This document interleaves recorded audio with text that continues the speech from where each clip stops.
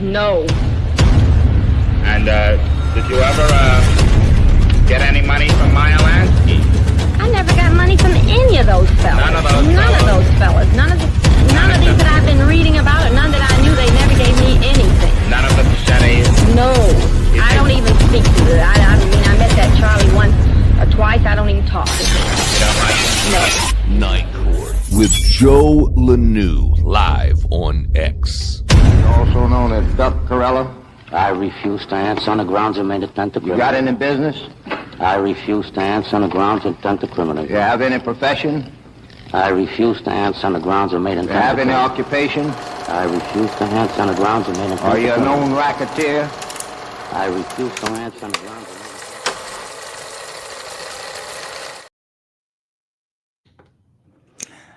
Good evening. Happy Friday for everyone out there. Welcome to our grand jury show on Friday nights. Folks, we're trying something different tonight. We've changed the format up. We're kind of going more like a traditional grand jury instead of just a panel that discusses things. We'll do less videos, but we're going to spend more time on each video. I've got a picked grand jury with the exception of Bruce Wayne. He's filling in as an alternate tonight.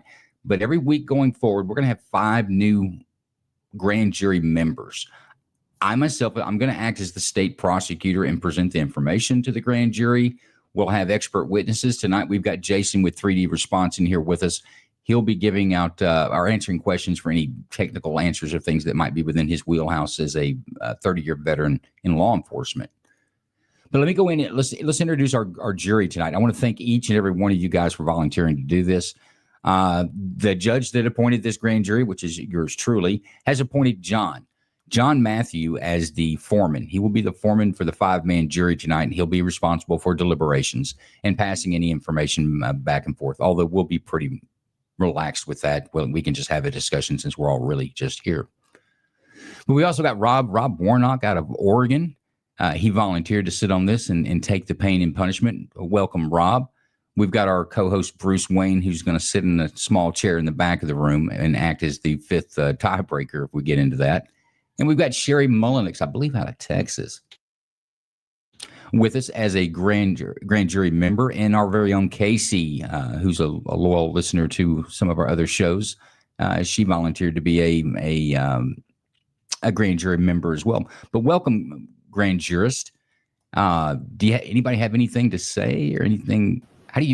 Let's kind of go real quick. John, how do you feel about doing this? I'm excited. I've been wanting to do this for a very, very long time. Love the fact we can all come together and stream it on the different platforms and educate people on what a grand jury looks like. Very good. Rob, you have anything to say how you feel about being a grand jury member? This is a faux grand jury, folks. Just make that very clear. What do you think about being a faux grand jury member, Rob? Oh, this will be entertaining, and I don't have feelings. Very well. I'll take it. Sherry, anything you'd like to say? I really feel like I'm on a game show, and I've never been on one before, but this is going to be fun. I think it's going to be fun. That's what we're really looking for, is a little education, but it's Friday night. We might as well have a good time. And That's right. Casey, what are your thoughts? I'm excited to be on from a different viewpoint. Very good. And Bruce, you kind of watched the transformation to this. What are your thoughts? Man, I'm excited. Loving this new format and see how it goes. Very good. Also, folks, we're on Rumble tonight. We've got Hawkwolf 223 that says howdy. We got a 3D Response North Carolina saying thanks for everyone joining in. He's right. I would like the good feedback, good, bad, and the ugly. We would like to know if what we're doing is entertaining. If it's not, let us know what's needs to be changed. We're down with it. So pretty excited. And we've also got Do You Hear the Rumble on Rumble? Grand Jury Live on, I believe it's supposed to be Rumble, and it's a party now. It's about to be. So pretty excited about being out there on with this new platform or new format and being on the different platforms. We're on YouTube, X, and Rumble now. So pretty exciting night. Jason, what do you think about this new format? I think it was needed. I like the fact of bringing different people in here because I think we just kind of became an echo chamber after all these shows we've done, and actually, I think we've educated people, and I really like the fact to get new voices in here and kind of look at it from a different point of view. I'm excited to see where this goes.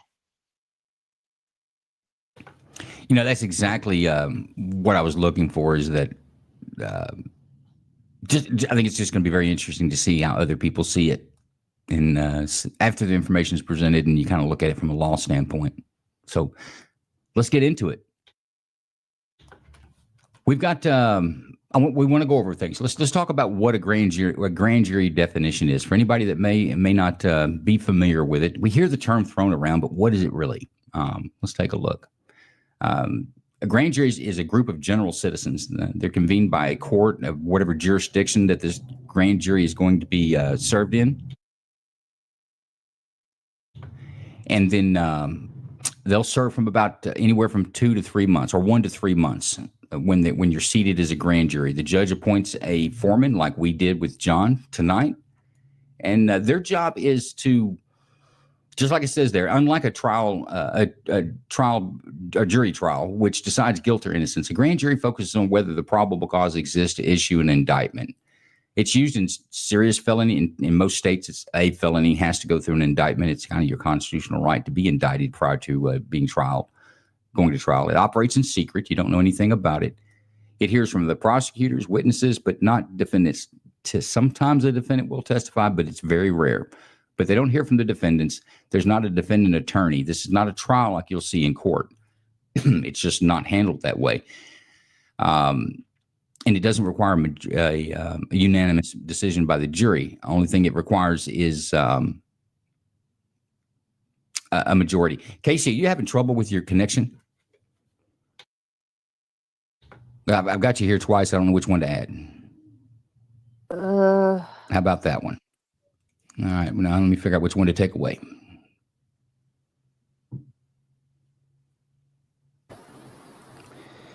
Yeah, I don't know. Yeah, I've got you here twice, Casey. Can you take yourself away once? All right, I did that. Are you still here? Because I don't know which one to take away. All right, I'm going to take that one away too.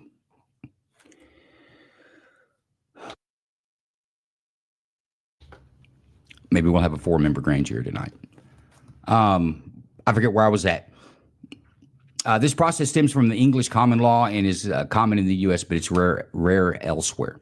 Really, this goes back to the monarch of England would use grand juries and general citizens that he would convene if he wanted to prosecute someone and he didn't want to be the bad guy, so he'd let them say that they needed to be prosecuted.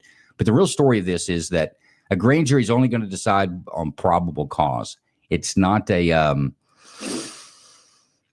beyond a reasonable doubt standard. It's a much lower standard. Probable cause. You're only looking, is it more likely than not that a crime occurred, and is it more likely than not that the accused committed said crime or is culpable for said crime? And a grand jury is going to come out and they're going to give a bill or a true bill or a no bill. They're either going to indict the person, and this person will then go on to trial, and that's what you see on the movies and all the drama that goes with that. But that stems from a grand jury. Let me see if I can get Casey back up here. Are you back with us, Casey? Yes, sir. All right, let's move on. The prosecutor's role, and I'm the state, and I'm going to take the prosecutor's role. Our job is to present the evidence to the grand jury, and this evidence can be videos, documents, statements, witnesses. We can bring witnesses in and have them testify before the grand jury. We can use experts. We can use anything that would normally be considered evidence, but the threshold for it's low. It can be not hearsay necessarily, but this evidence is not going to be cross-examined. It's not going to be necessarily challenged. But that's the prosecutor's job. In many places, in many jurisdictions, they'll call it the prosecutor presents the information for the case, and information actually is a technical term for. You'll hear it on TV and in other folks talk about we filed a case. Really, what you file is an information. You're sending the information as a law enforcement agency to the prosecutor, the district attorney's office, and say, hey, here's the information I got. What do you think? And they say, hey, we think there's something to it, so let's take it to a grand jury, see what the grand jury thinks. If the grand jury says, hey, we think you've got something to it, then it goes to trial. Pretty simple there.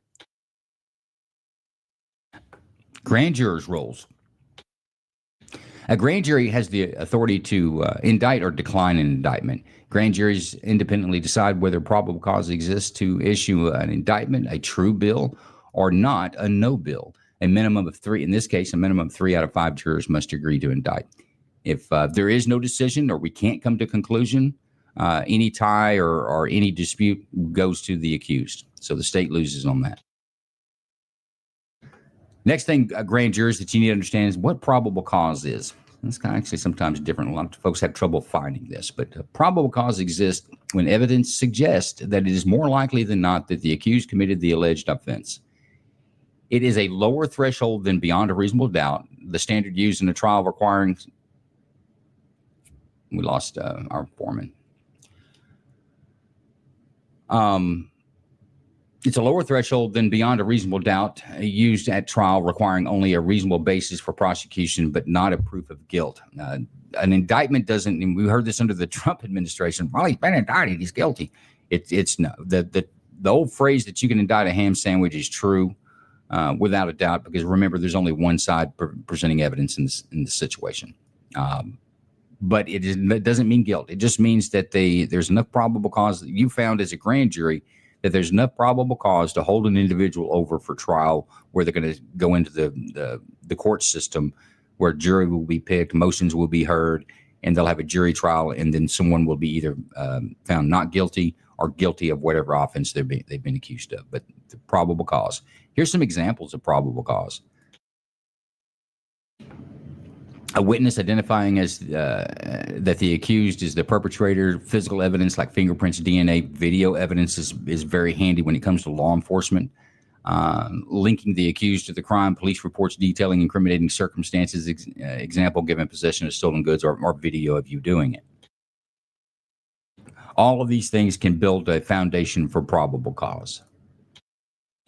Now, on our grand jury, this is a special grand jury. We're only going to see cases of law enforcement uses of force, whether it be deadly force or a lesser level of deadly force, but force in general. What we're trying to determine is there an unlawful use of force. So let's look at, and let me preface this by saying that we will. We're going to apply Texas law to all the cases we see. We got some out of Bismarck. They're all out of different. In fact, we have nothing. Well, we do have one in Texas, but these cases may not be in Texas. But we're going to apply Texas law. One, because I kind of understand it better than most, and the other part, I think it's quite simple to look at. So let's go to examples of use of force. A person is within their rights to use force as a self-defense. A person is justified using force against another when they reasonably believe it is immediately necessary to protect themselves from unlawful force. Deadly force is permissible if they believe it is necessary to prevent imminent death, serious bodily injury, or for certain crimes. Example given: robbery, I would say aggravated robbery, and aggravated kidnapping. So you can use force to defend yourself in general, is what this is saying. And you can use deadly force to defend yourself against imminent death, serious bodily injury, or certain crimes. And in Texas, serious bodily injury is an injury that requires extended hospitalization or a prolonged loss of a bodily function. If someone breaks your finger and you can't use your hand, that would be serious bodily injury because you've got a prolonged lack of the use of the finger that was broken while it heals. Obviously, if someone shoots you or threatens you with firearms, threatens to kill you, this would also fit into the threat of imminent death or serious bodily injury. So if you're confronted with that and a reasonable person believes so, you can use force to defend yourself. You can use force for the defense of a third party or defense of others. It's similar to self-defense. You can justify to protect others from imminent harm, provided the defender reasonably believes it is necessary. And the defender would be, in this case, the officers or the actor that actually is kind of standing, not trial, but standing before the grand jury to have their actions determined would be the defender in this case. So you can use it to defend a third person. A good example is that if my neighbor across the street, my two neighbors across the street are having a dispute. One neighbor comes out with a gun. I could come out with a gun and shoot him to prevent him from shooting the neighbor that he's in the dispute with. I was not involved, but I would still be justified to use deadly force to defend that third person. Law enforcement or peace officers may use force, including deadly force, when reasonably necessary to make an arrest, prevent an escape, or to protect themselves, subject to proportion and is subject to proportionality and reasonableness. This is a grand jury's biggest problem here. Let me see if I can get John back up. All right. Okay, I think I've got that done. So law enforcement officers can use it. Really, it's the same standard. This says to prevent an escape, but there's some particular. It's not necessarily prevent escape from your custody, prevent escape from being in a jail, or prevent escape from a prison. In other words, a prisoner breakout. You could use deadly force to prevent that from happening. But an officer and a civilian is going to be judged at the same thing. Proportionality and reasonableness is going to be there. What we're looking for when these courses of action, you're looking for reasonable belief. The grand jury evaluates whether the person's belief in the need for force was reasonable based on the circumstances, example, given perceived threat level. Someone's holding a gun at you. A reasonable person would believe that person presents a threat to their life or serious bodily injury and could do something to defend themselves. What a reasonable person is. This is a tough one. It's almost like night vision. You can't look at it directly, but you might see it in your peripheral. It's hard to get your eyes on sometimes. But the reasonable person standard asks whether a hypothetical objective person, keyword objective, acting prudently and rationally under similar circumstances would have believed that the use of force was necessary. It evaluates the accused actions from the perspective of what a typical reasonable person would perceive and do, considering the facts known at the time. Objective or subjective versus objective. While a standard is objective based on a hypothetical reasonable person, the law allows some consideration of the accused's perspective, such as their knowledge of the attacker's history, or immediate circumstances. However, the grand jury focuses on whether the belief was objectively reasonable, not just sincerely held, if that makes sense. Now, when we're looking at these, if something happens 3 seconds, let's say it's a gunfight, something happens 3 seconds after the gunfight, you as the grand jury are not allowed to use that. You can only use the information that would have been known to the actor at the point that he would have pulled the trigger and released the round from his barrel. Not something that he could have, or it's not information that was presented to him or he or she would have known after shooting. Let's go with a good example is the toy gun. A person that has a very realistic toy gun, it's not a functional gun, it's not going to hurt you, points it at a police officer responds with gunfire because a reasonable person would believe that this realistic toy was a firearm, and that person believed that they were defending themselves. But he finds out 5 seconds after he shoots him and kicks the gun away that it's plastic, that truly his life was never really in danger. You as a grand jury would still have to find him, an objective, reasonable person would still have to give them a no bill on that, because a reasonable person would have believed in the same situation that the toy gun was real. And lastly, we're only going to go over this once and then we'll get into the cases. Jury deliberations. The foreman leads the deliberations tonight. That's John. The grand jury can ask questions on law or evidence, re-examine evidence, conduct as many rounds of voting as needed. But once you get a verdict on a vote, that's it. You can't have another vote. You've got to take the first three that agree. That's what it's going to be. For this show, the jury's going to have 10 minutes to come to a decision. We got a cool deliberation clock with a nice alarm on the end of it. So, John, that will be your job to wrangle these sheep in place and get them where they need to be as far as a decision when they get there. I like it. All right. Does anybody have any questions? That's essentially grand jurors. There's your charge. That's what you're responsible to do tonight. Does anybody have any questions on those?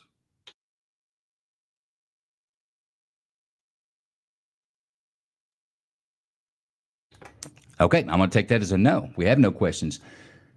Okay, so our first case is out of St. Louis County, Missouri. This is a 911 call reported a white SUV with 4 males wearing a ski mask, and they thought that this was suspicious.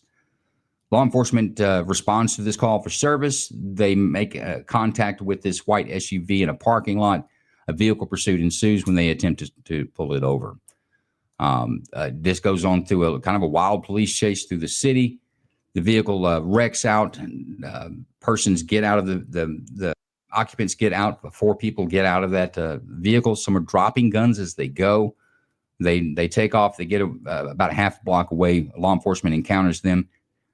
They shoot at law enforcement, and law enforcement returns fire on this one. So let's take a look at the video. This video is going to be your police report, and it's also going to be your physical evidence that you have to evaluate this case. Let's check it out.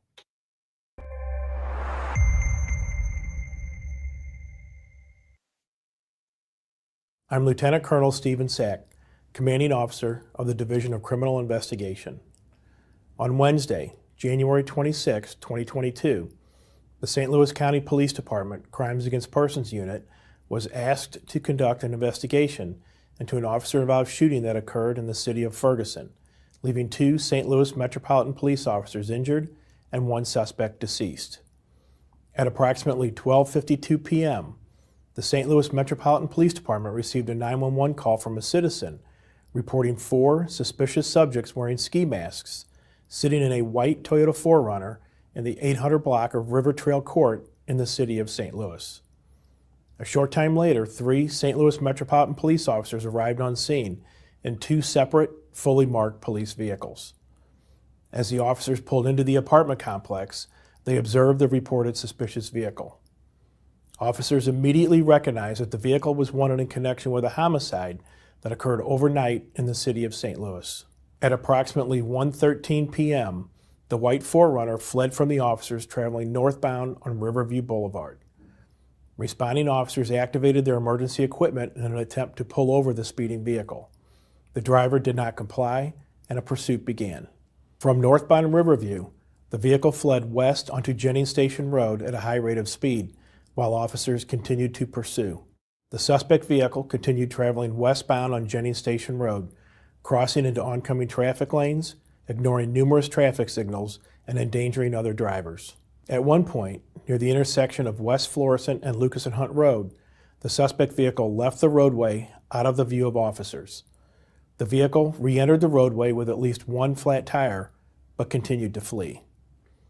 At approximately 1:18 p.m., with 4 flat tires, the driver lost control of the vehicle and came to a stop at the intersection of West Florissant Avenue and Lang Drive in the city of Ferguson. 4 individuals got out of the vehicle and ran.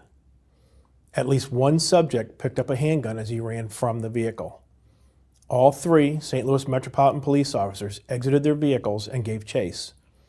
They were subsequently fired upon by 1 suspect. The officers returned fire.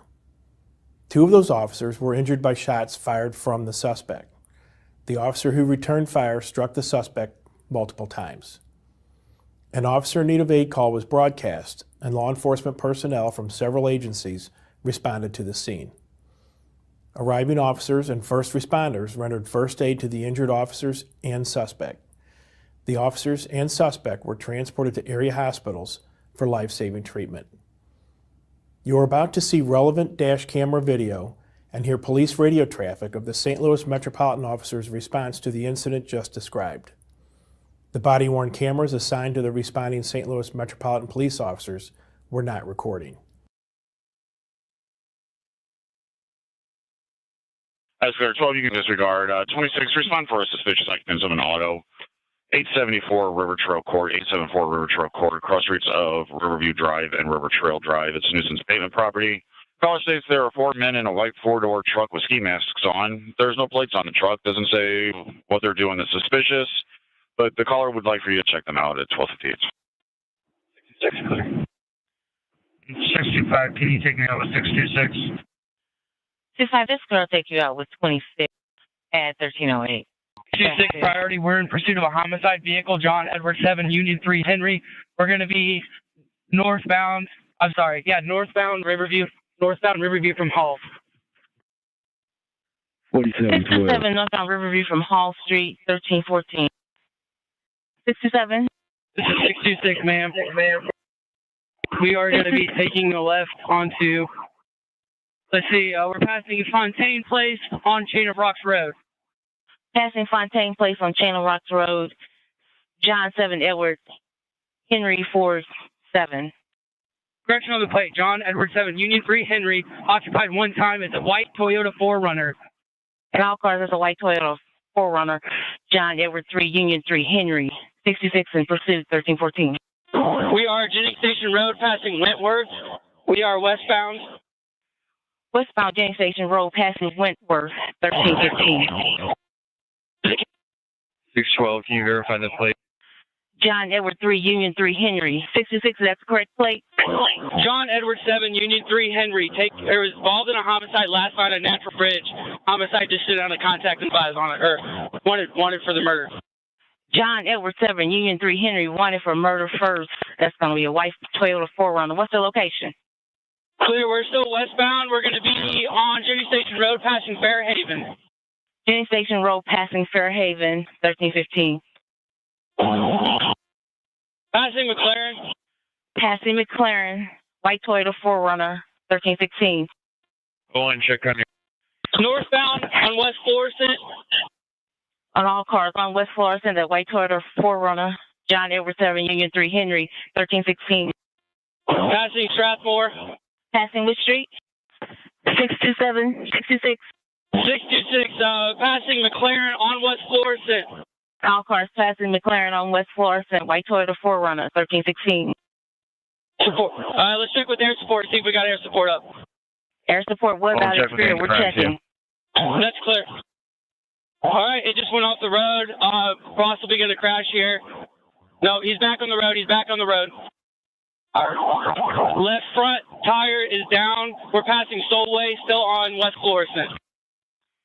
It's actually going to be occupied four times. The left front tire's down, 1317. Passing Ferguson. And all cars passing Ferguson and white Toyota 4Runner, 1317. All four tires are down. All four tires are down. Get ready. He's going to wreck out. We're going to be at Northwoods Estates. Northwoods Estates, all four tires are down, 1317. They're going to bail here at Northwoods Estates. I got the driver. 66, you have the driver. And all cars, 66 has a driver at 1318.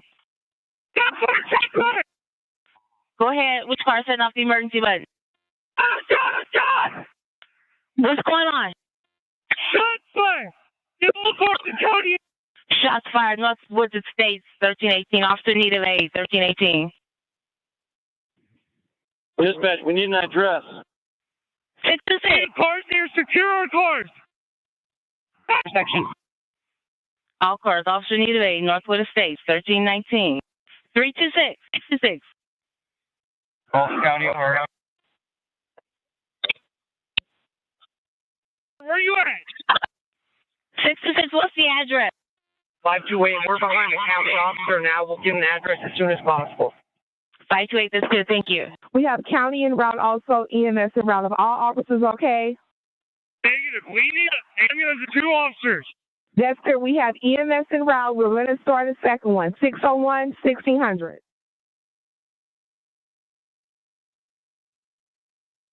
Is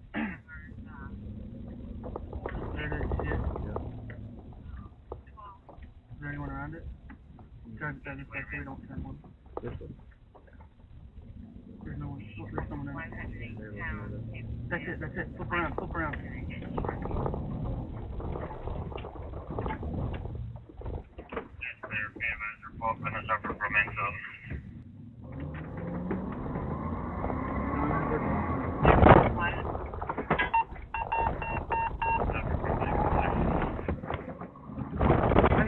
Stop. 626 priority. We're pursuit of a homicide vehicle. John Edward 7, Union 3 Henry. We're going to be northbound Riverview from Hall. 67 northbound Riverview from Hall Street.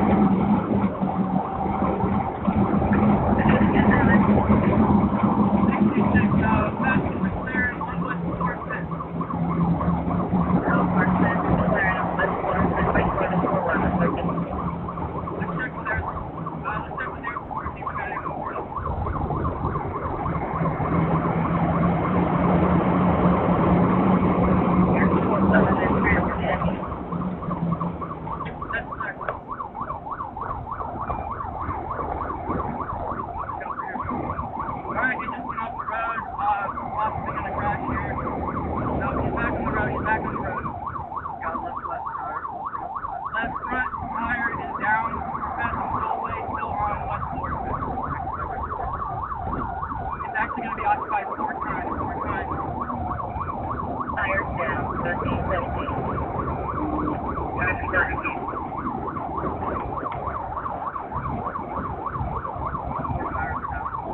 four tires are down. All four tires are down. Body, get ready. We're gonna wreck out. We're gonna be at Northwinds Estate. Northwoods Estate, all four tires down, 1317.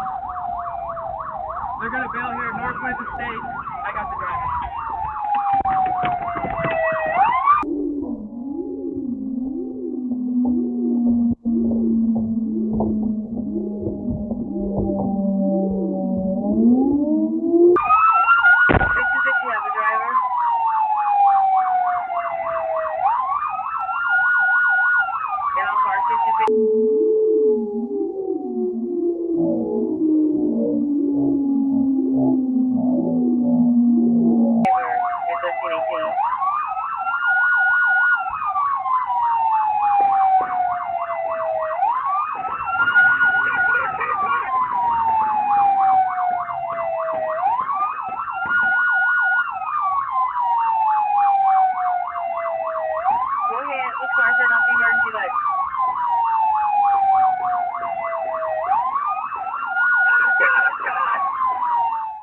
One St. Louis Metropolitan Police officer suffered multiple gunshot wounds and was hospitalized in critical condition for several days following the shooting. The second officer sustained a single gunshot wound. He was treated and later released. The third officer was not injured. Despite the work of first responders and medical staff, the suspect, now identified as Equan Hobson, age 23 of the 5900 block of Lucille Avenue in St. Louis, later died of his injuries at an area hospital. Aside from Mr. Hobson, 2 additional suspects were taken into custody by responding officers after a foot pursuit. August Burns, age 23, of the 1800 block of Notting Hill Row in Florissant, was charged by the St. Louis County Prosecuting Attorney's Office with unlawful possession of a firearm and resisting arrest.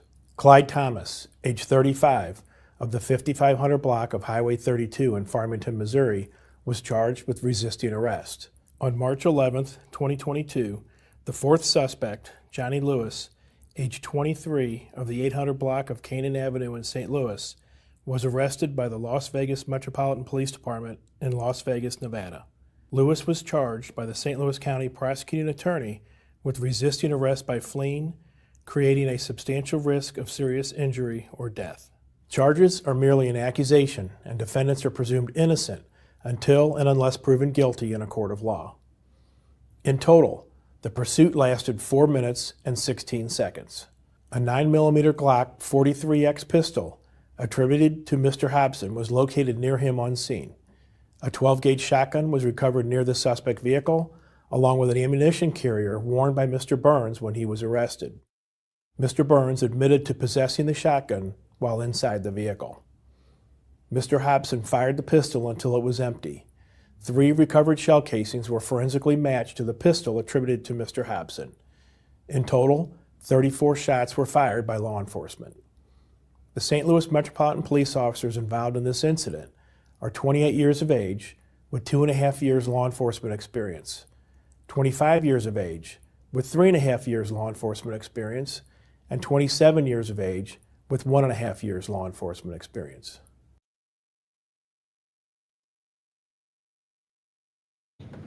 Okay, grand jury, there is your evidence. We're going to go move into the examination portion of this. I just want to add one more caveat to this, is that when you're looking at these cases, and I'll put these on the screen as well, what you're looking for when it comes to law enforcement is, one, do the officers have legal standing to make contact? You need to make that determination whether it was reasonable and lawful that the officers had legal contact to attempt to stop this vehicle in this case at all. And let me edit this one, scroll off, save. And the next thing you want to look at or make a determination on as objectively and as a reasonable person, was the use of force reasonable and justified? And then did the officers act reasonable with information available to them at the time? I don't know that I can add much more to this. I think the report was pretty conclusive. I don't know that the state has any more to add to that, so we can move into the examination phase of this where you guys, as the grand jury, get to ask questions. We can go back and look at video. You can ask any question that you want. But John, I turn it back over to you for the examination phase. And you can ask questions of myself and also our expert witness tonight, Jason, as well. But I turn it over to you. Thanks, Joe. So the only two questions that I have, just to verify order of like a series of events. There was a call, 4 guys in a mask in a truck, and that was the reason for the original call to the police station, correct?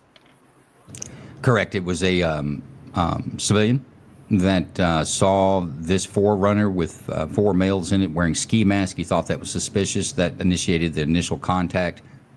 Subsequently, though, once they ran the plate on the vehicle, it came back that it was involved in a homicide some days earlier. But okay, that's that's what I wanted to verify.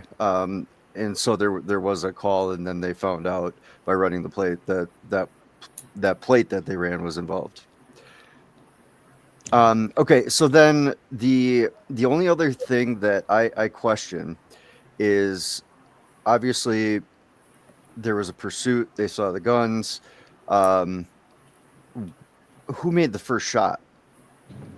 According to the police report and the information we have, the first shots were fired by the assailant who was deceased and died in the incident. He shot first, and officers returned fire 34 shots. To the one or multiple? Just the one. Okay. All right.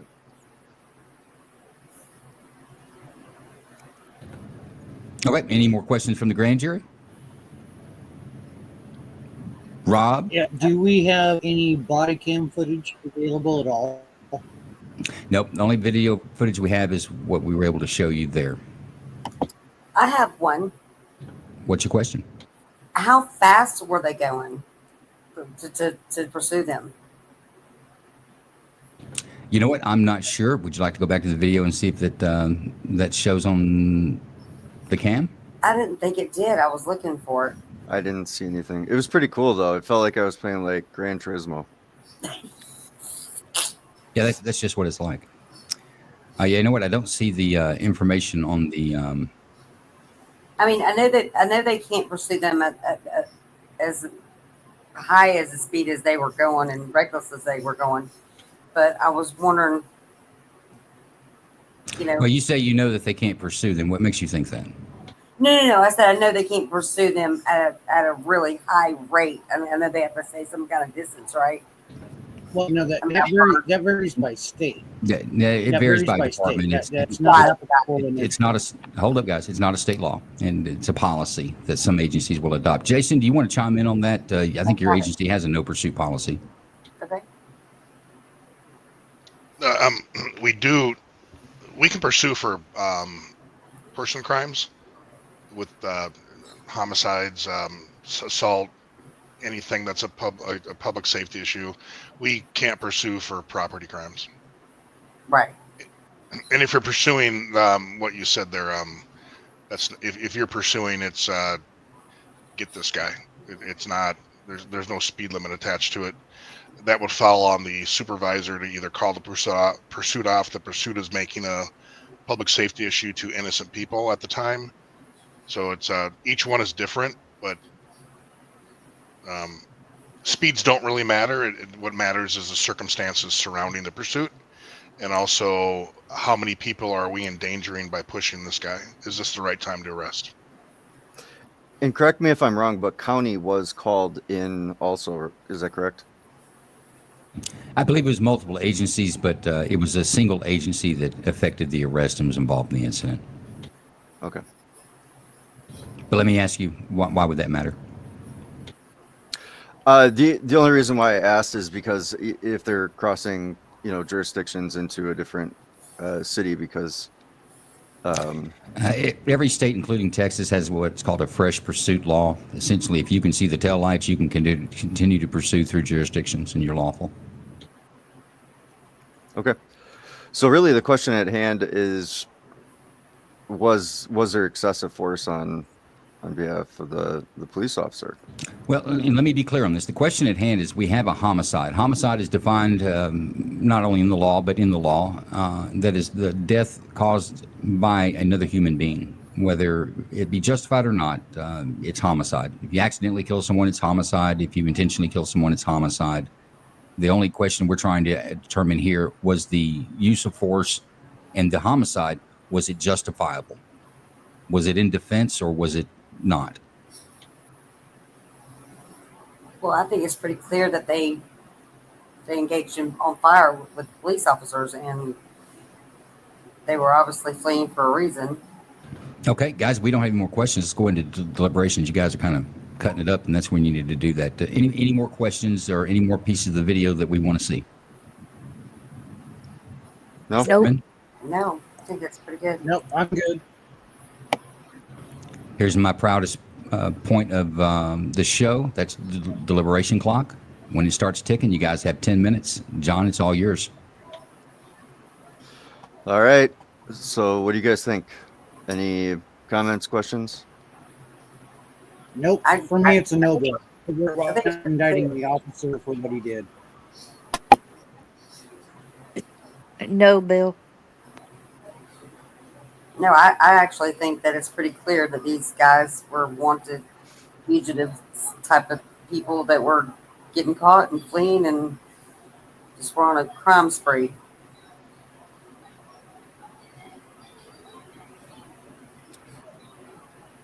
Casey, any input? B. Wayne? I say it's a no, Bill. Is that the consensus among everyone?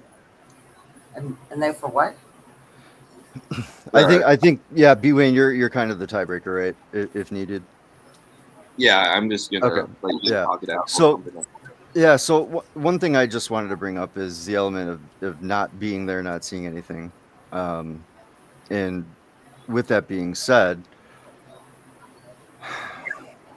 it's not coincidental that the police had stated that the assailant that ended up passing away was the one, who did the shooting.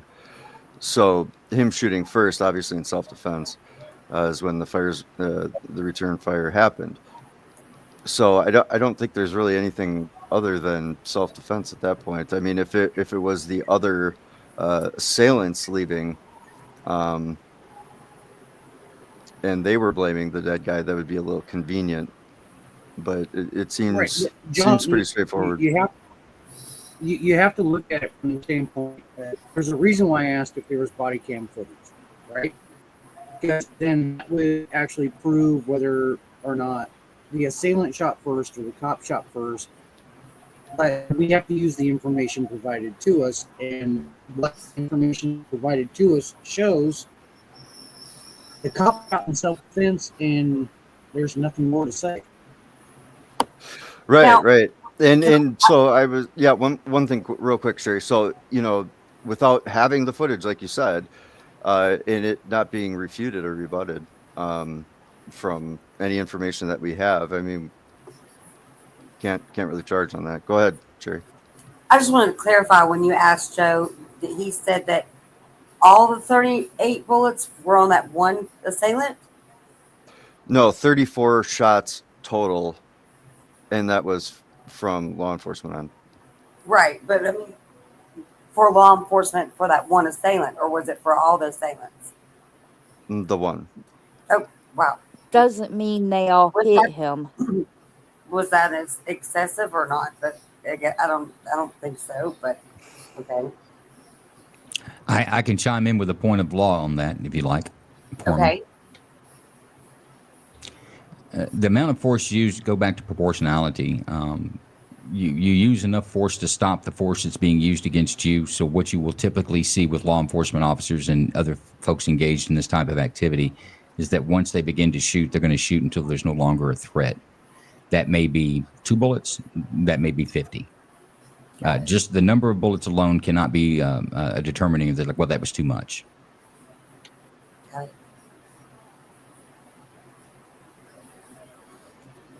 Yeah, I think based on what we have, it seems pretty unanimous. No bill is what I vote. Yeah.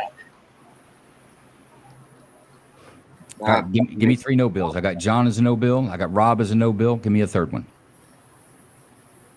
Me. No bill. Okay, Casey, Sherry, no bill. Right.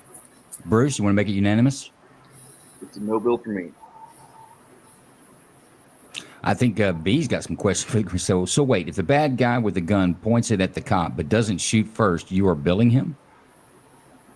Well, I think somebody is jumping the gun out there in the audience. Okay, I'm going to end the clock. We're going to pull that back. B, my girl, you better just get being in shape. critical.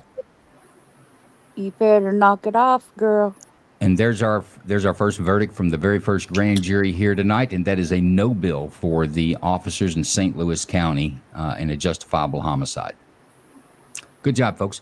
Bruce, I'm going to switch you out with Doc, and we're going to give Doc a chance to sit on the jury. He's actually the alternate tonight, so we've had some issues with that. So I'm going to bring you down, my friend, and let's welcome Doc to the stage as a fifth member of the grand jury. Welcome, Doc.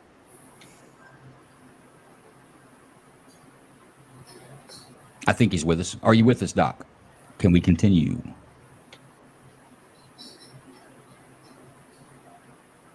Helps if I turn the mic on. Yeah, I'm here. Okay. Just want to make sure we've got audio, and we're going to move on into our next case. Next case is out of Jacksonville, Florida. This is a situation. It's another homicide. You have a 911 call where a woman starts to explain that a relative of hers that is punching a pregnant woman in the stomach has a gun, that he's been, that's a domestic violence situation. She believes that the pregnant woman and family members are in an apartment and could be held hostage by this gentleman with a gun, that he's not acting right and could even be on drugs. That's the initial call. Officers arrived at the apartment complex in response to this call for service. They find the suspect or the subject sitting in a car in the parking lot. He gets out of the car, and as he walks away, he pulls a gun from his pants, displays it at his side, and then raises it and is engaged by law enforcement officers. He's shot and killed. He dies of his wounds from the gunfire. But the best evidence we have is going to be the report from the Jacksonville Sheriff's Office and the video thereof. So let's watch it.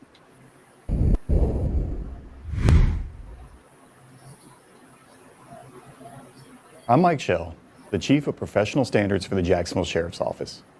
Today we are releasing information regarding an officer-involved shooting that occurred in the parking lot of an apartment complex in the 3700 block of Toledo Road in Jacksonville, Florida on March 30th, 2025. This information will provide you with a better understanding of what happened, as well as what was known to law enforcement prior to the incident. This officer-involved shooting resulted in the death of Alquan Saddam. Saddam, who was 28 years old at the time of this shooting, had previously been convicted of domestic battery. He was placed on probation and subsequently violated that probation. Additionally, he has a documented history of mental illness that required police assistance. At 7:40 p.m. on March 30th, 2025, Saddam's aunt made a phone call asking for police assistance at an apartment complex in the 3700 block of Toledo Road. The aunt reported that Saddam had just punched his pregnant girlfriend in the abdomen while armed with a firearm. 3 days beforehand, the aunt had reported a similar armed battery by Saddam on his girlfriend. However, Saddam fled the scene before police were able to respond. When police arrived at the apartment complex at 7:52 p.m., they found Saddam seated in the passenger seat of a white Chevy Cobalt. As patrol officers approached the Cobalt on foot, Saddam exited the car and began walking away with his right hand concealed in his front pants pocket. The officers loudly commanded Saddam to show his hands and get on the ground. Rather than comply with the officers, Saddam looked directly at them and raised his right arm with a firearm in his hand. Officers C. Melton, C. Duhan, and J. Shirk, all armed with their JSO issued or approved 9mm Glock handguns, shot at Saddam, striking him in the lower extremities. Saddam fell onto a grassy area near a tree in front of one of the apartment complex buildings. When he did so, he dropped the 9mm handgun with which he had been armed. Once Saddam was safely in police custody, officers called for rescue and began providing emergency medical care.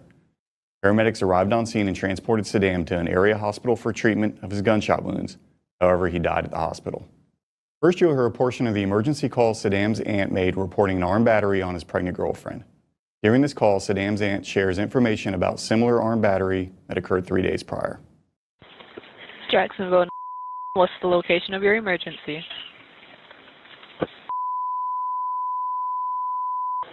Jacksonville, Florida.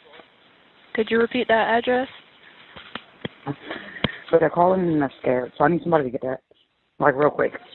Okay, could you repeat the Kids in the address? house.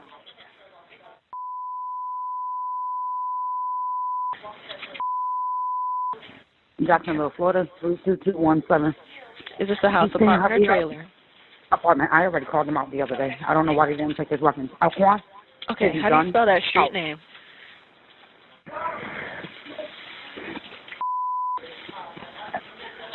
Your phone is breaking up. I gotta go, baby. Ma'am, what's going on? I need somebody to get that ASAP. What's going And I on knew there? It would happen because he just pulled his gun out. He just punched the one that's pregnant in her stomach, and he got them all in the house. Who is it? With his gun. It's my nephew. This is the He's third at call this within address? this week. Yep, and if I have to actually sue Jacksonville, Florida, I will. Because I already done called them out to actually remove his guns from him because he's tripping. Okay. This is the third call this week. Is he still armed First with they a were gun? driving around with the kids. They're all in the house right now. And now I'm trying to get there because I don't know what kids are there. I don't know what's going on. Okay. I know that they're all scared. Okay. And usually she don't want me to call a cop. So Okay. Who's the pregnant lady? that's his girlfriend. Okay. Is he white, black, or Hispanic? He's mixed. Italian and black. Okay. You don't know what he has on? No. Nope, I don't. I don't.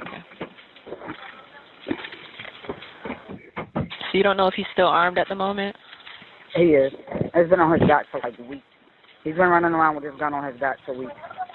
Okay. And honestly, they told me that it was in a storage until the other day when I actually seen it. And I told him that he cannot have the gun inside of my house because this is my house that dog is going to. He has to be removed from my house. He can't be in there. What kind of gun is it? I have no idea. I didn't even see it. I lied and said I seen it, and then they confessed to it. That gun is not supposed to be in my house. I'm medicated, and he has with weapons. We're not supposed to be in the same household. And I do fear him hurting somebody, so I don't know what's up with this. I already told the officer, and I asked him did he have his dad's cam rolling. He told me yeah, and I told him he will probably have a caller within the next week. Look at us now. This is probably 2 days later. And now he has everybody in the house held hostage with the gun. Being weird. Okay. He's on drugs. He won't let them leave? Hey, I don't know if he won't let her leave because the girl that called me is the friend. But the girlfriend is in the background. I don't know if he won't let her out the house because I can hear her in the background saying, open the door, Alquan, let me out. And he's always taking her keys and throwing them on top of the roof. And we live in an apartment complex. It's hard to get those keys down. He's doing unnecessary behavior. And eventually somebody's going to wind up hurt. Do you know if anyone is injured or needs an ambulance? I don't know. He punched on her stomach. How long ago was it? This is today, just going on right now. They just got Right off now? the phone with me, and I hung up on them and called y'all. Okay. And they can lie and say it is not true, but she already confessed it. The friend already called and told on him. So the girlfriend going to keep on lying for him until somebody wound up dead. I can't go for it. They can't be in there. All of them. This is enough. It's enough. Somebody going to get hurt. And I already told the officer that. Before he draw his gun, can y'all take the weapon from him? And now look at today. He's in the house drawing his gun. With kids in the house. That's child neglect. That's children in the house. Okay. And I love him so dearly, but he's on drugs right now. He is whacking out. He's tripping out. You can tell when you look at a person if they're not there or not. He's What's not that apartment number? Do you know what kind of drugs? I have no idea. His eyes, he was on meth before, so I don't know. I have no idea what he's up to. His name is Alquan Saddam. How do you spell that first name? Alquan. And what was his last name? SUYDAM. The following video footage captured the shooting and the events before and after it. First, you'll see a portion of the video footage captured by Officer Duhan's body-worn camera. This footage shows Officer Duhan exit his vehicle after he locates Saddam in the apartment complex parking lot. Additionally, you will see officers attempt to stop Saddam. Saddam remove his gun from his pants and point it at officers in the subsequent shooting. During the critical incident, Officer Duhan's gun malfunctions and he seeks cover until he's able to clear the malfunction.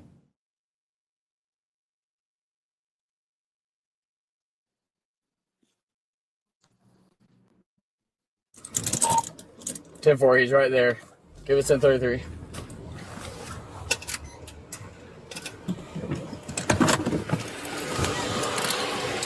Ask for 10. Hey, let me see your hands. Let me see your hands. Get on the fucking ground right now. Get on the fucking ground. Shots fired. Shots fired. Shots fired.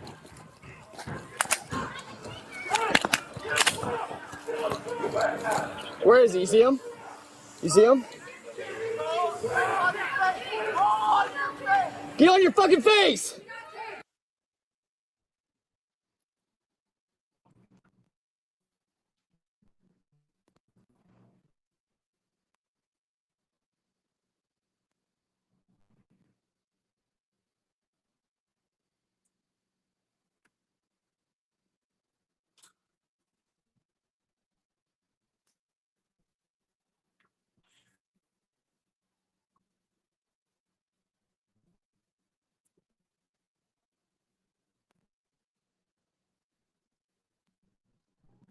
Next, you'll see a portion of the video footage captured by Officer Shirk's body-worn camera. This footage captures Officer Shirk's arrival on scene, the officer's verbal interactions with Saddam, Saddam pointing the gun at the officers, and the shooting. 10-4, he's right there. Give us 10-33.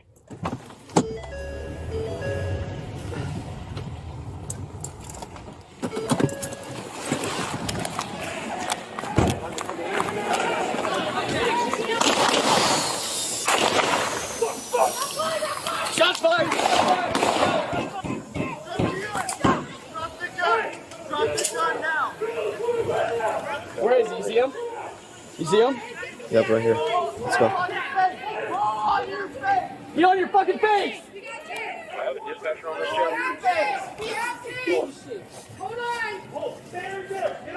Let me see your fucking hands! Blind. Where's the gun? Let me see your fucking Gun's hands right here. now. Gun's right here. Right here. Put your fucking hands out. We're safe to do so. Give me an update. Make sure you get rescue rolling. Juliet 460, we have shots fired on multiple officers. You cuff. You cuff. You fucking move, I'm gonna blast your head off. Let's go. Cuff. Safe to do so. Do not fucking move. Do not move! Do not move!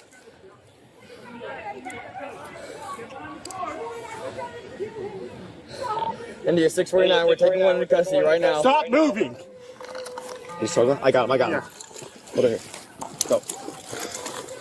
When you okay, give me a status on officers. They're 77, along with their subject. Hey, bro, where are you hit at? Where are you hit at? Where are you hit? Where are you hit at? Hey, let me grab a med bag. India 649.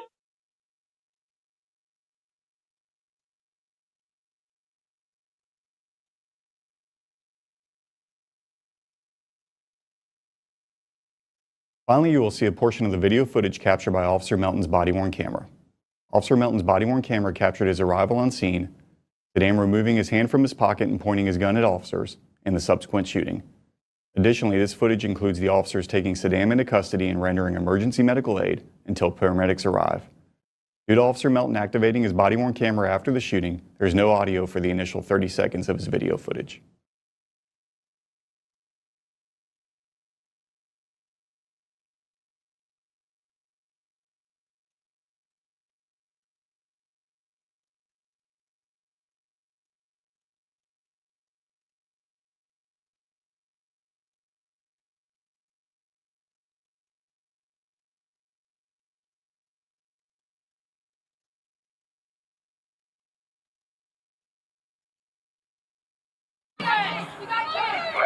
Roll on your face!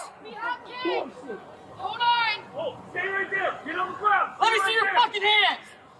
Let me see your fucking hands right now. Put your fucking hands out. So give me an update. Make sure you get I got you. I'm gonna get on the radio.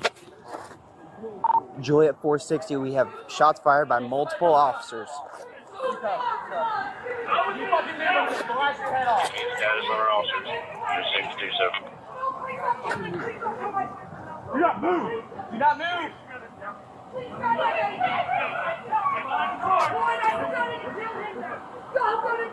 Hey, 649, we're taking one in custody right now. Hey, coming up to you now. When y'all can, give me a status on officers. They're 77, along with our subject.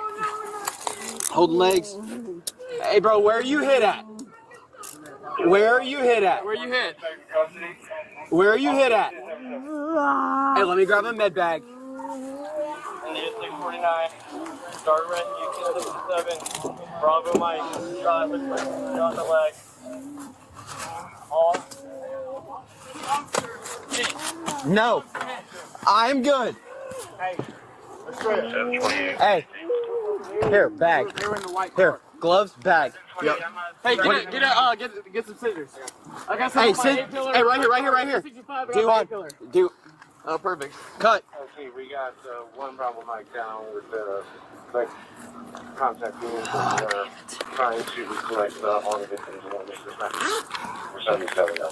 Stay inside. Hey, secure that. Hey, watch that. Stay watching that. You need scissors still? We got him. I'm trying to let y'all know. Somewhere on 5. Hey, you got tourniquet? India 649. Looks like you got one got you, one to the left leg. There you go. Just pull it over. 720, everyone 27.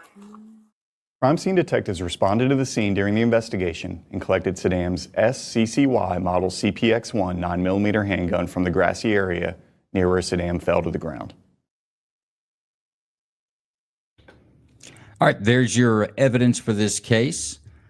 I don't really have much more to add to this. I think that the video and the evidence presented speaks for itself as far as the information, so we'll go into the examination phase. Foreman, do you want to take that over?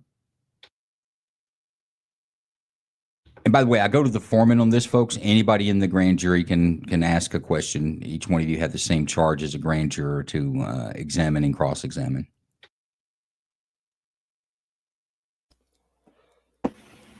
I've got a question for Jason. Go for it.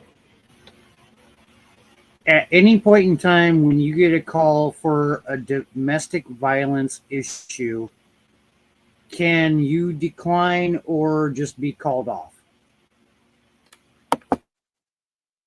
You can't decline. No, you have to go. That's almost with any complaint or call for service that would be a violation of the law. I don't know that there's a real legal obligation, but there's an expectation of duty that law enforcement responds. There's a reason why I asked that. Is it goes to the first question in the video. And what's that first question? Did they have a legal expectation, or you'd have to start it over again, but did they have a legal right to... Do they have legal standing to make contact with this individual? Is Yeah, that what you're legal asking? standing to make contact. Thank you. Okay. Yes, That's a question that you guys would have to answer on that, but I would say that the 911 call, the woman saying that there's a pregnant woman being assaulted, a man with a gun, and possible hostages. I think that answers itself, but that's for the grand jury to decide. If officers don't go, they're going to be held. I say yes. We took an oath to, and this sounds cheesy, but to protect and serve. If a 911 call comes in with the information in this case that was given, if we don't show up, we are in delegation of duty. We are in trouble big time. We have to go. On a more basic level, let's remember what a law enforcement agency is there for. They're there to enforce the law. So if someone calls and says there is I'm complaining, as a complainant, I'm calling the police and I'm complaining on the phone, that there's someone that's being assaulted, being held at a gunpoint hostage, these are infractions of the law. This is the sole purpose of the law enforcement being on duty and wearing a badge and having a gun is to enforce the laws. I think that they have an obligation to respond. Let's say they don't have an obligation. Do they have a standing? Are they within their authority to respond? Is the real question I think you need to answer. Yeah, and I get that. That's why I asked the question. We don't need commentary beyond that. I get it. I just wanted to make it clear that if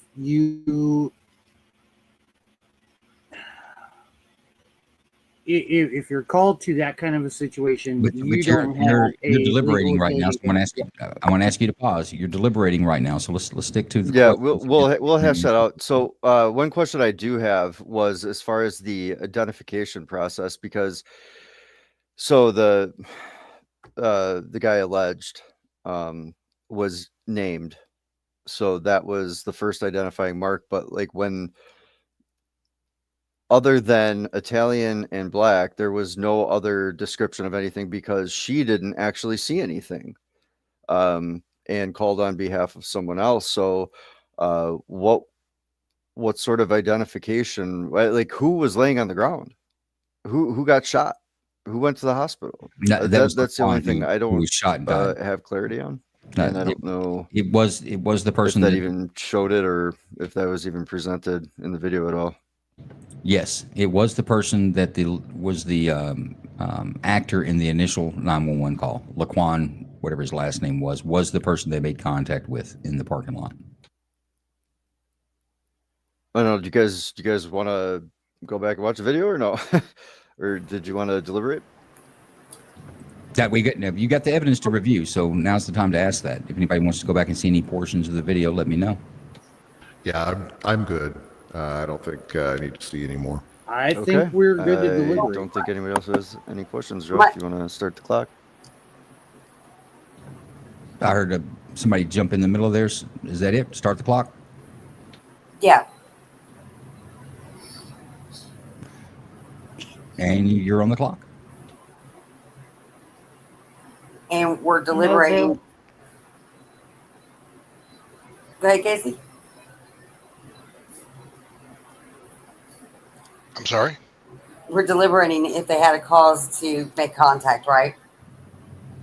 What we have, again, another situation, we have a homicide. You're making a decision, was it justifiable homicide or not?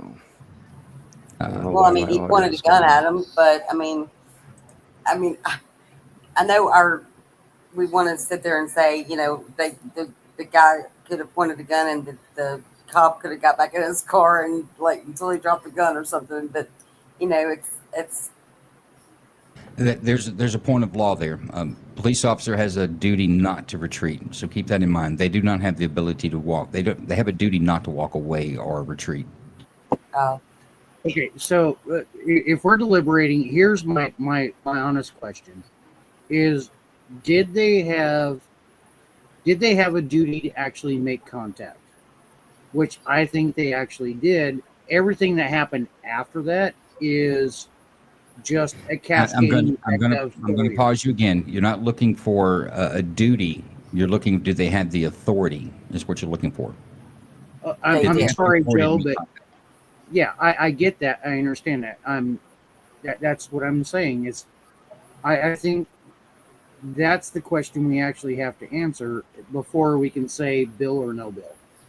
Because there's no doubt that the suspect or the assailant fired first. No bill. It's clear from the video.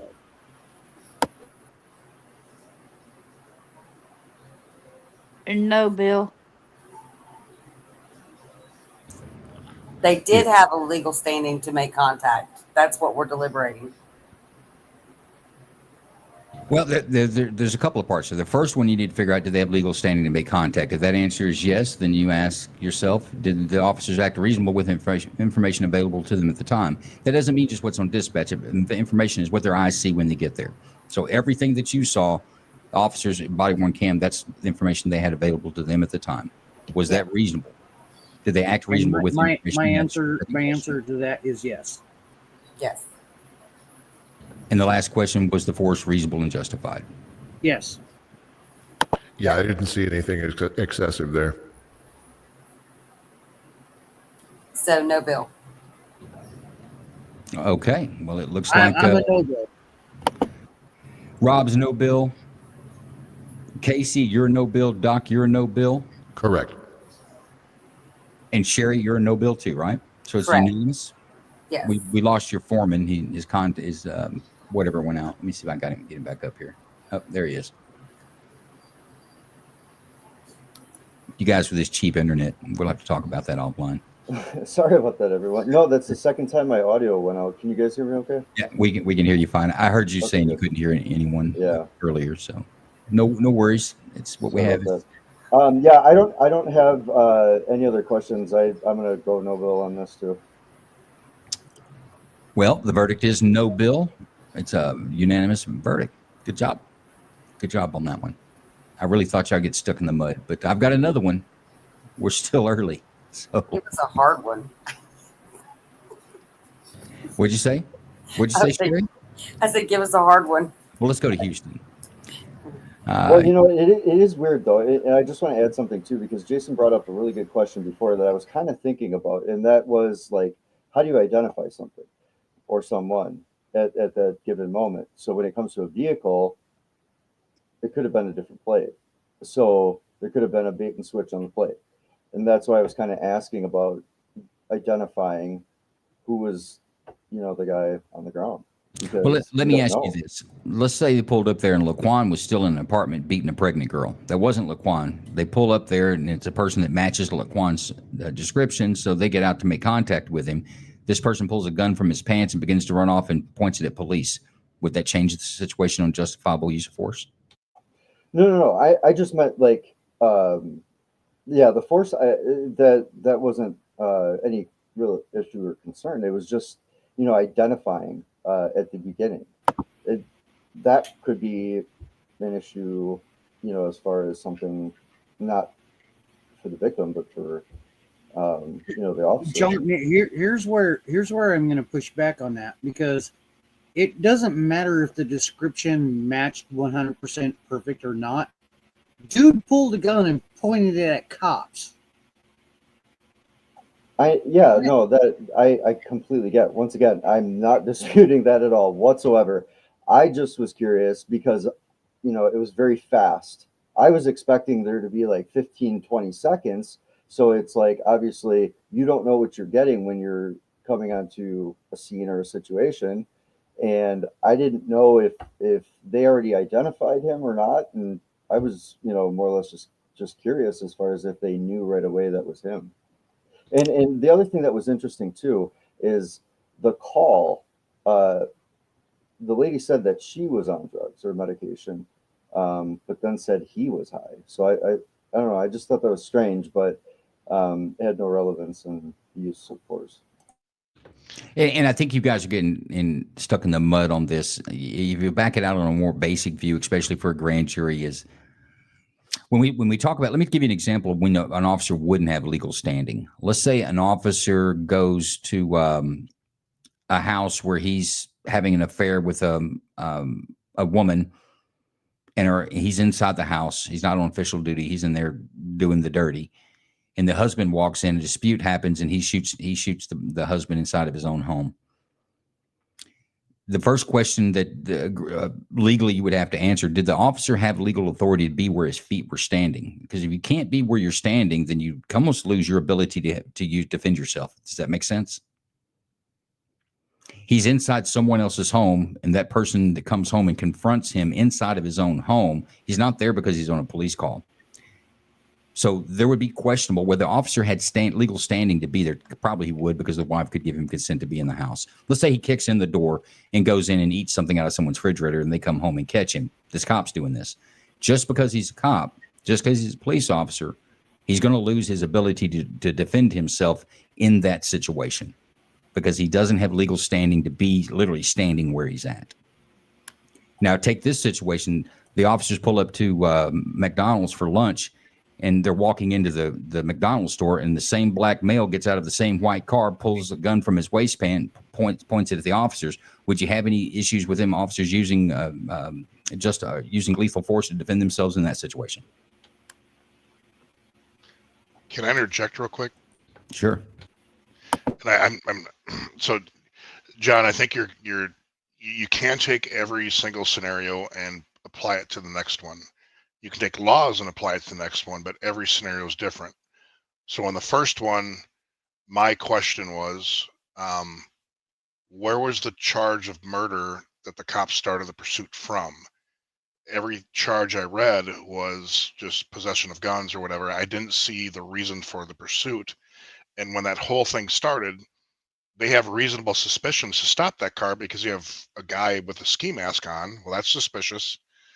But the fact that a vehicle was involved in a homicide days earlier doesn't mean that the person who committed the murder was in that car. That was my only question, is where's the murder charge? And I'm not saying the cops did wrong. I just had a question on that. In the second one, this was a complete action versus reaction case. Even if this guy is not your suspect and you walk up and he pulls a gun, I think the cop shot too late, to be honest. He allowed that gun to go from his pocket up in the air and point at them. I think the shot should have been faster. So don't take one scenario and put it in the next one. Each scenario is independent on its own, and you have to look at the totality of the circumstances in that moment to make a decision. Yeah, no, I completely agree. I guess I was just coming from, the standpoint of identification. It's just, it is important, right? Obviously, when there was a gun involved, it was, like you said, reactive. And I agree with you. Actually, John, in this situation as a grand jury, identification is not important. It really didn't matter who that black male was, or that young man was, is what I should say. Didn't matter who he was when officers had legal authority to be there because they were called there for an incident that was a complaint against the law. So they had legal standing to be where their feet stood when they made contact with him. He gets out. They don't really say a whole lot to him other than, hey, hey, you come here type of shit. And then he pulls a gun out and goes. So from the time he pulls the gun out, as long as the officer had legal standing to be there, they're not sitting in someone else's house eating grapes out of the refrigerator when the homeowner comes home. He had legal standing to be there. They were called there for a reason. They have the right to defend themselves to the force that's presented to them. That's where you got to look at this. You're looking into it too deep, I believe. Yeah, I completely agree. Let's I want to answer this. B says, is this jury considered the police officers' peers? What makes them officer peers?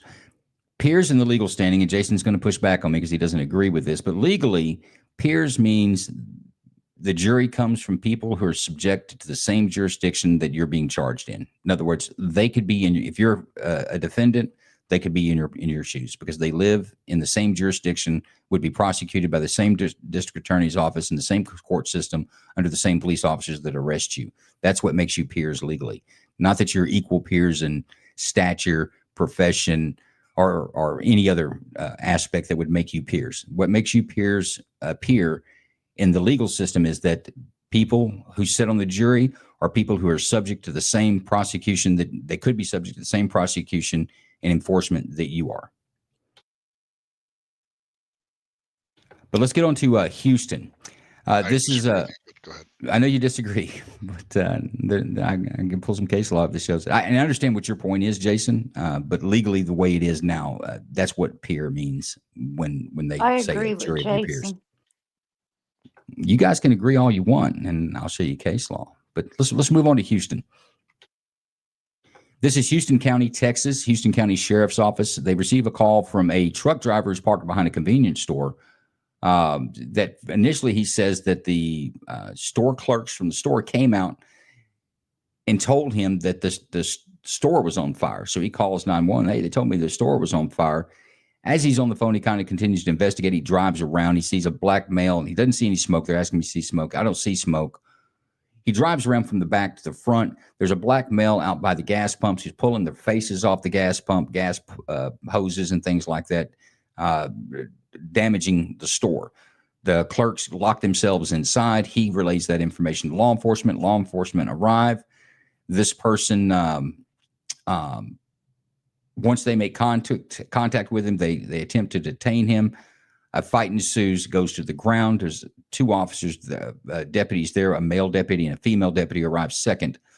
The male officer is on the ground tussling with him. The guy reaches up and grabs him by his neck, starts to choke him. Female officer ultimately shoots the gentleman twice on the ground to get him to stop choking her partner who's on the ground with him. That's the synopsis, but we've got pretty good video. Well, let's watch it. The images and information you are about to see may be disturbing. In addition, there may be strong language used by those shown in the video. Viewer discretion is advised, especially for children and sensitive viewers. This video is intended to provide information about a critical incident that occurred on February 27, 2025. At approximately 3:09 a.m., Harris County Sheriff's Office Patrol Bureau deputies were dispatched to a disturbance call reported at the Exxon gas station located at 10303 North Freeway.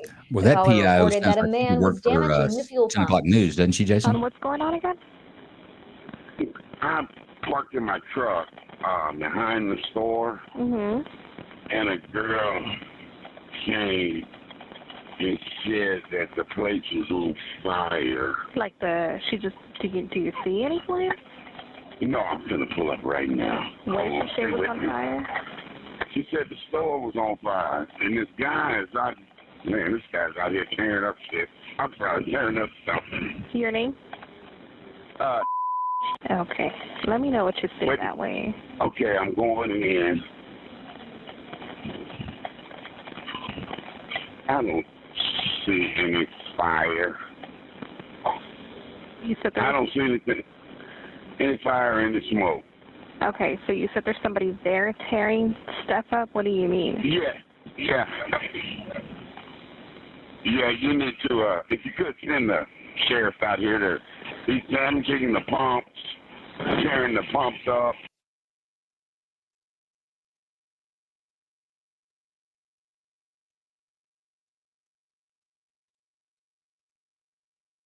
Oh my God, he's just tearing the whole place up, tearing up all the pumps. I don't see the attendant inside, so they're usually inside.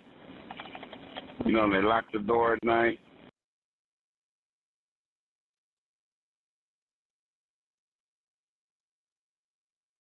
So this is prior to officers' arrival. The surveillance cameras at the convenience store.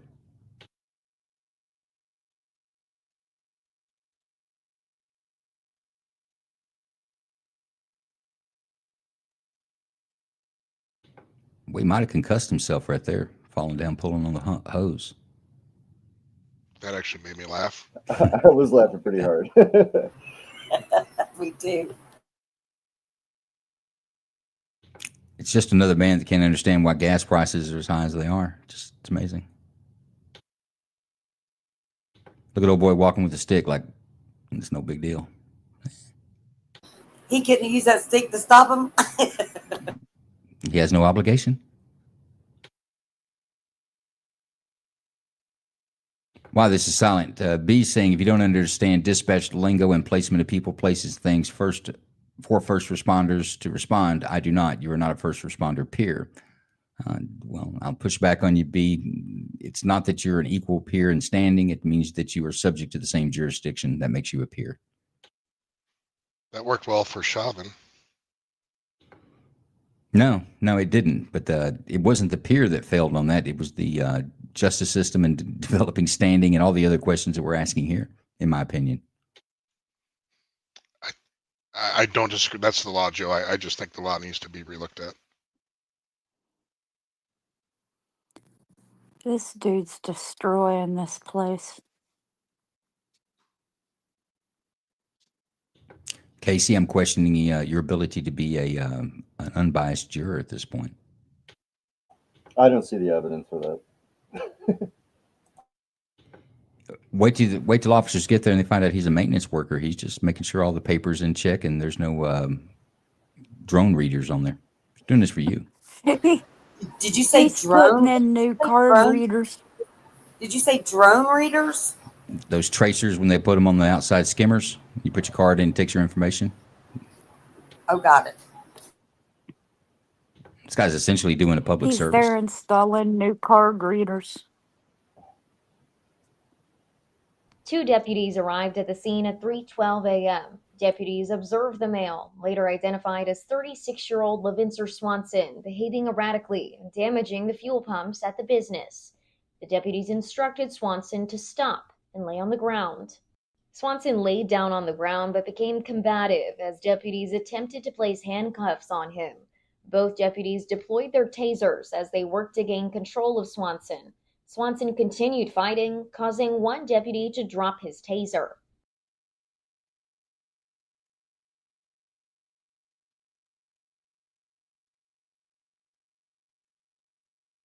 That looks pretty weird.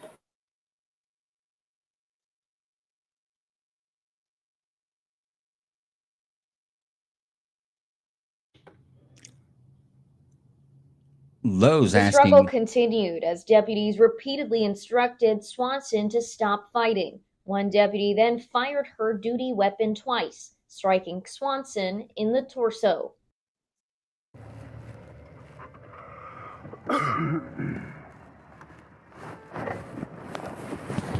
Get on the ground! Get on the ground! No, it's I won't at one point. Get on the ground! It's gonna be a black male, black shirt, brown pants. He's not complying. Get on the ground, I'ma fucking tase you! Get on the ground, I'ma tase you! Get on the ground! Put your fucking hands behind your back! Put them behind your back! Don't you fucking move! I want this one to take me. Put your hands behind your back. Hands behind your back. Bring it back. Oh my god. Hey, put your fucking hands. Put your hands behind your back! Now! Get on your stomach! Get on your stomach now! Get on your fucking stomach! Do not move! Do not fucking move! Do you hear me? I will tase you. Put your hands behind your back. Put it behind your back now. Get on your stomach! We're fighting one. I got my taser! Grab it.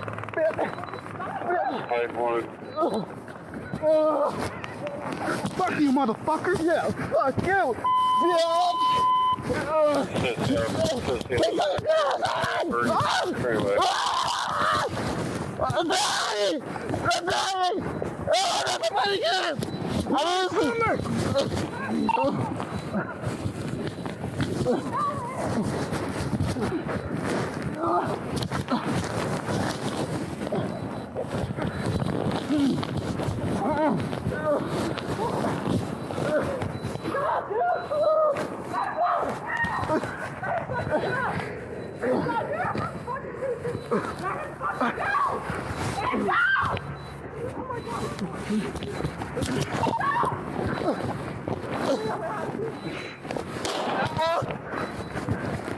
No, shots fired! Shots fired! Shots fired! Shots fired, shots fired.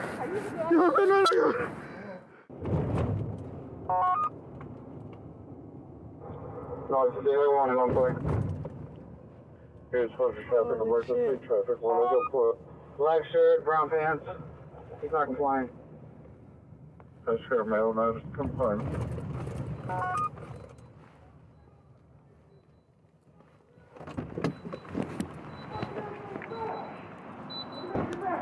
I got him, I got him, I got him. Keep your hands down. Put your hands behind your back. Put your hands behind your back. Bring it back. Let me get this one. Hey, put your fucking hands down. Put your hands behind your back. Hey, now. put him down. Get Put on him your down. stomach.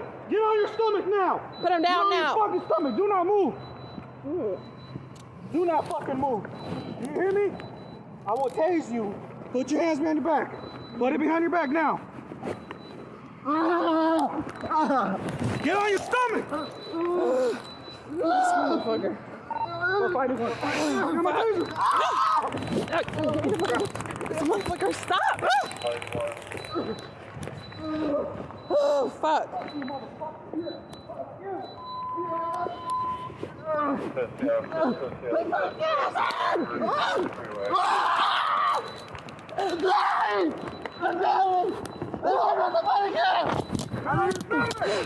Fuck! Let go of him! Oh, fuck. What's wrong with this motherfucker? Fuck. Stop, dude! Let him go! Now! Let him fucking go!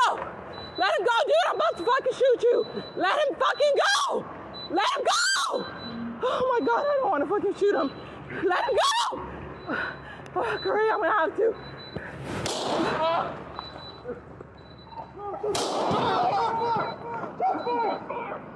Are you okay? Are you? Did I hit you? Stay down. Stay down. Don't fucking move. Don't fucking move. Right there. Somebody's side. Right there.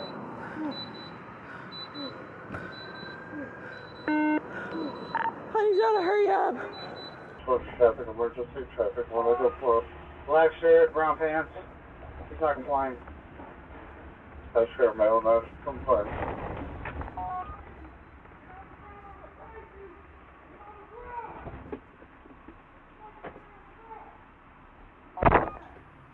I've been to this gas station in Houston probably half a dozen times.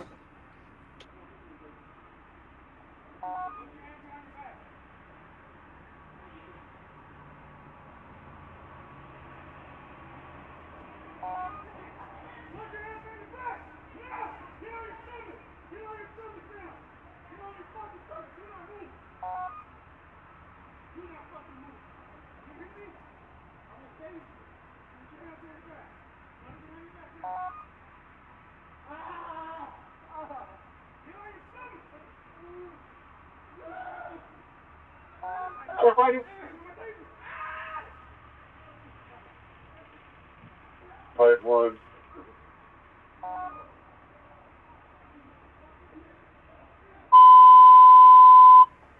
Sissy officer, 10303 North Freeway. Sis.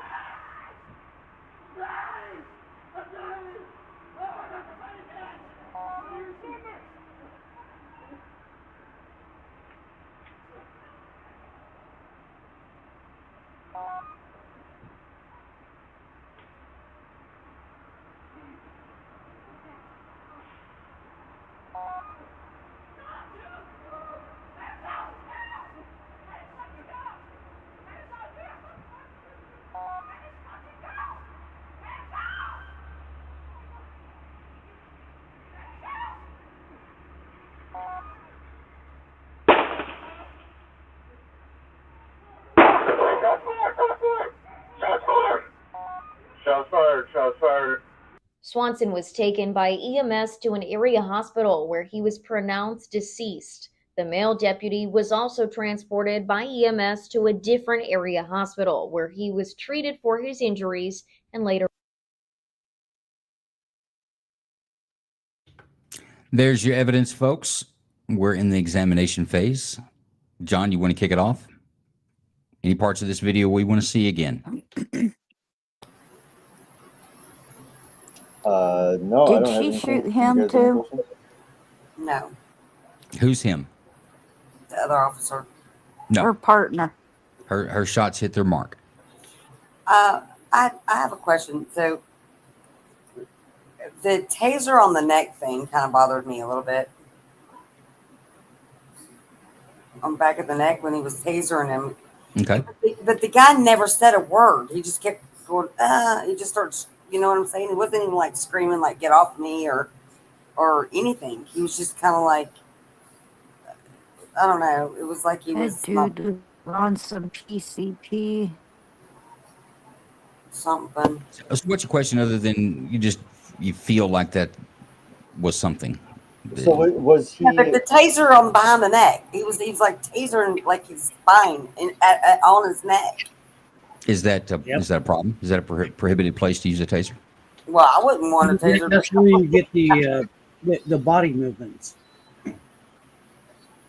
No, it's a drive stun. You can drive stun in the body part doesn't matter. A drive stun is a drive stun. You can do it on the shoulder, on the thigh, on the neck.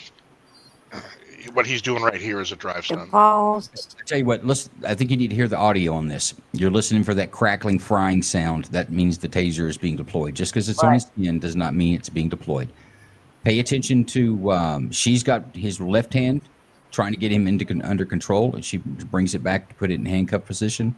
Pay attention to what he's doing with his right hand, and listen for when the frying sound starts. Do you hear me? I will tase you. Put your hands behind your back.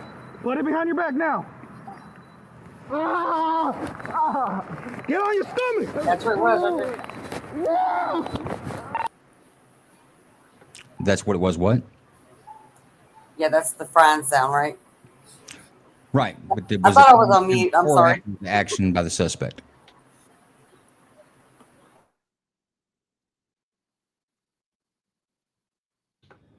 Joe, can you back it up a little bit and play that right there?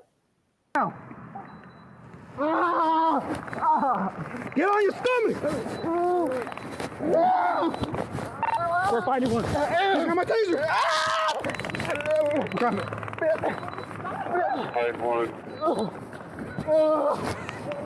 Fuck you, motherfucker. Yeah, fuck you. Any portion of the taser we want to see again? No, but this guy wasn't armed at all, correct? No.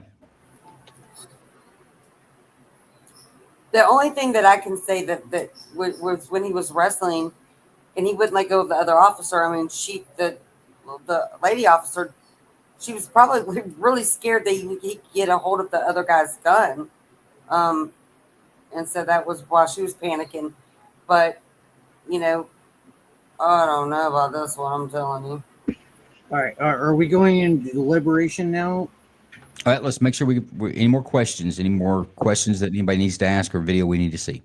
Right, I mean, do you guys need more clarity in something? Or, I mean, now's the time that, other than, questions for, I guess, from a police standpoint, this would be the time to ask questions. I have a question for Jason. At what point during apprehension of a suspect would you lean in closer with your sidearm presented? If I felt my life was in jeopardy.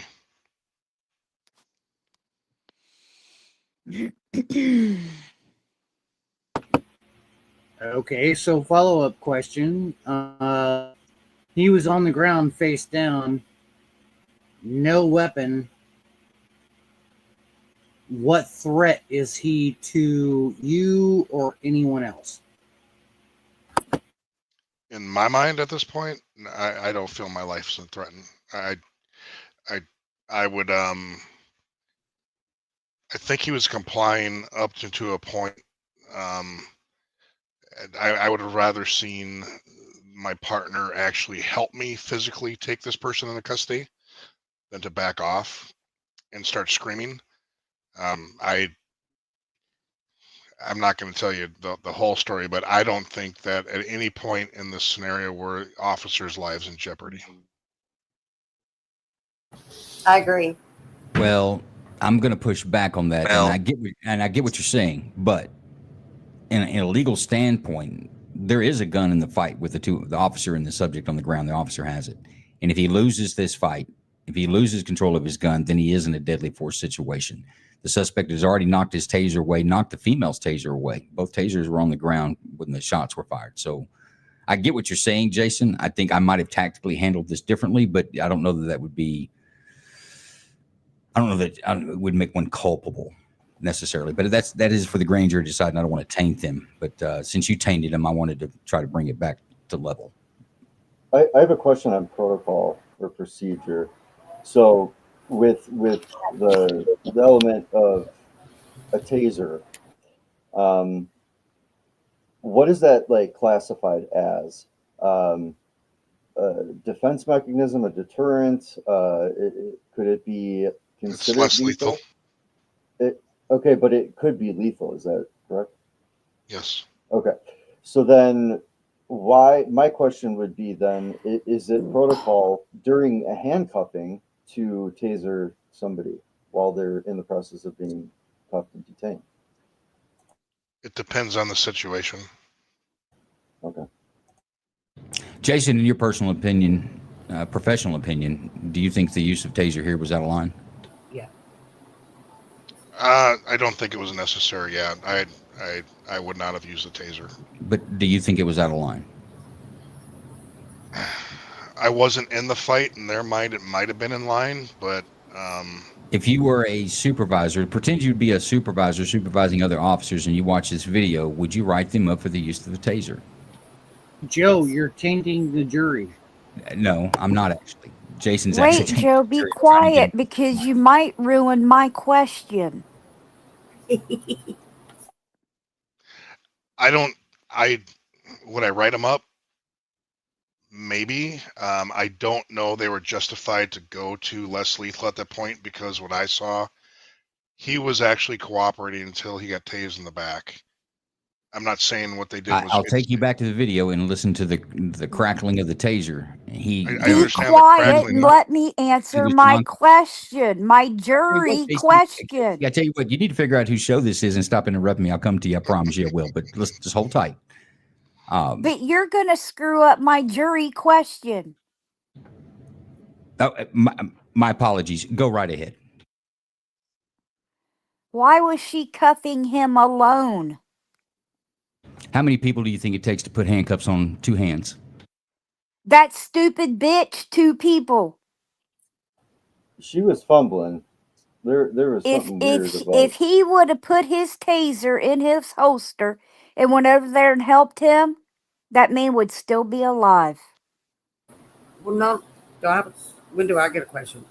You have a question now? Go ahead.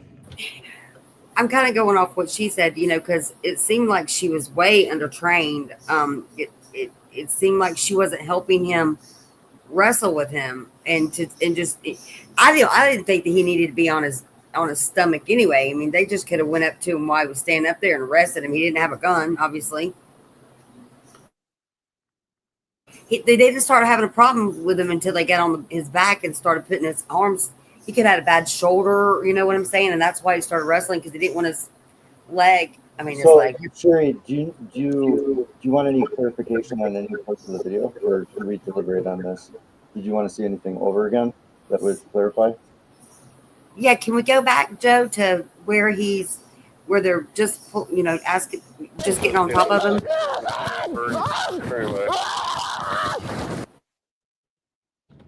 Tell me when. No, when they ask him to get on the ground and then they walk up to him. Yeah, right to the beginning, to when. Get on the ground! Get on the ground! No, it's okay. I won't at one point.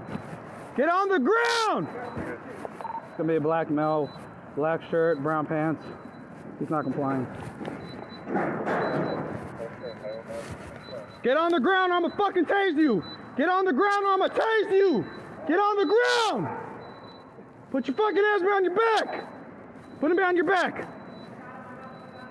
Don't you fucking move! That's where when he didn't do what he said. He didn't put his hands behind his back. Put your hands behind your back. Hands behind your back. Bring it back. Oh my God. Hey, put your fucking hands. Put your hands behind your back! Now! Get on your stomach! Get on your stomach now! Get on your fucking He stomach! come up off the ground when she stepped between his legs. You hear me? I will tase you. Joe, can you pause it once? Put it behind your back now. Off the ground. All right, I got it paused. We have a question. Okay, sorry, I didn't know if Casey was asking something. She was breaking up a little bit. So what was it? The guy on the ground, or was it the officer that said, "Oh my God"? Yeah, it was the officer. He was looking at the mess that he made. At what point are we talking about the "Oh my God"? When he said, "Oh my God," 2 seconds ago. Yeah, he said, "Oh my God," when he looked at the damage that he did. The cop Do not looked at fucking him and move. said, "Oh my Do God." you hear me? I will tase you. Put your hands behind your back. Put it behind your back now. Okay, and he's tasing him now. Get on your stomach. We're fighting one. Look at my taser. Grab it.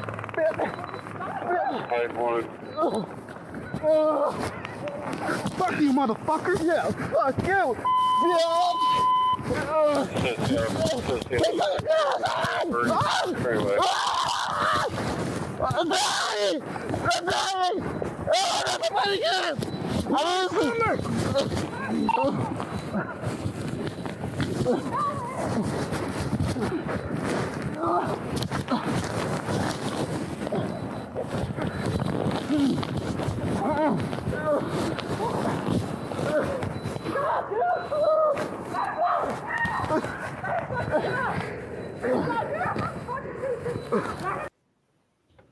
Reaches up to bite the officer there.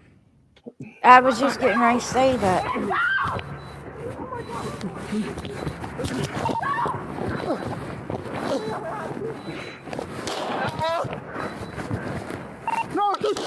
He was trying to use that cuff as a weapon too. And she shot him twice. Yes, you got 2 tasers laying on the ground, and he's got handcuffs on. He didn't have weapons before. He's got access to them now. Who was bleeding? He was. Who's he? I believe it was suspect, but I can't tell. The officer was also transported to the hospital and treated for injuries. He could have been bleeding as well. Well, and the reason why I was asking, because and we can deliberate about this. I tell you what, we're running out of time, guys. Let's go ahead and shoot this and do some deliberation. Clock has started. 4 minutes yours. Thank you. So one concern that I have is if the officer was bleeding, then that would make you believe he was injured, by the cuffs or something like that, but without seeing it, it's just speculation. But then if she was, the other officer was yelling to get off, then she would be directly telling the guy on the ground, right? Not the officer. But the only confusion that I have is, why would she be saying get off of him when The guy was choking her partner. I mean, we can assume that, but you can't tell, and that's what I'm wondering about. I didn't know. It looks like He a was reaction. reaching. He was reaching up from the bottom and choking him. Here's my issue. The guy was compliant until he got tased. There's no reason to shoot him because they escalated the situation. So I'm saying Bill. I'm inclined to agree. There wasn't really a danger to persons until after he started getting tased and was fighting that. The other issue I have is the female officer was obviously very upset, and while her partner is scuffling with this guy who's trying to trying to deal with a taser and a guy on his back, she's leaning in closer and placing her firearm within his arm's reach, and I have a big issue with that. She didn't need to be a police officer. Saying, I don't want to shoot you. But she couldn't hear him saying that. I think that this could have been handled a lot differently, and the man should not have lost his life.